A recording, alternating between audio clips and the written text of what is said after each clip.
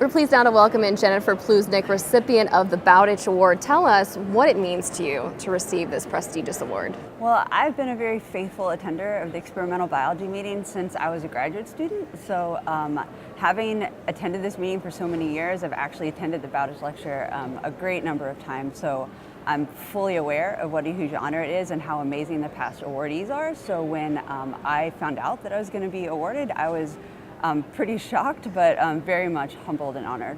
Tell us a little bit about your research that led you here today. Sure. So our lab is interested in the kidney and how it's able to regulate homeostasis so very precisely. And we think that in order to do that, it uses specialized chemical sensors. And we think that some of these are olfactory receptors.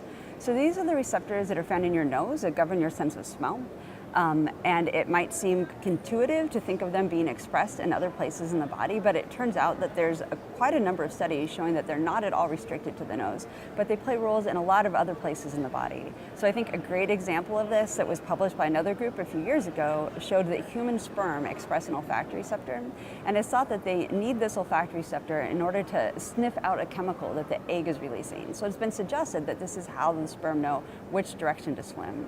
So I like that example because it makes it really clear how a chemical sensor can serve one function in the nose and can still serve as a chemical sensor in other tissues, but for a completely different reason.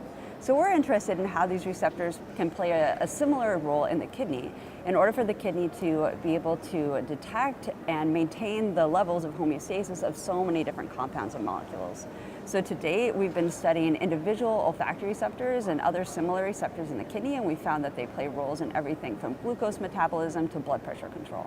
It's fascinating. What do you hope to see come from your research in the future?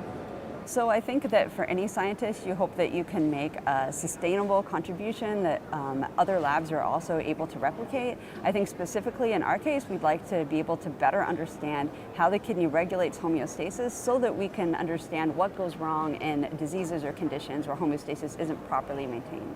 Really interesting work, Jennifer. Thanks for stopping by and congratulations on the award. Thank you.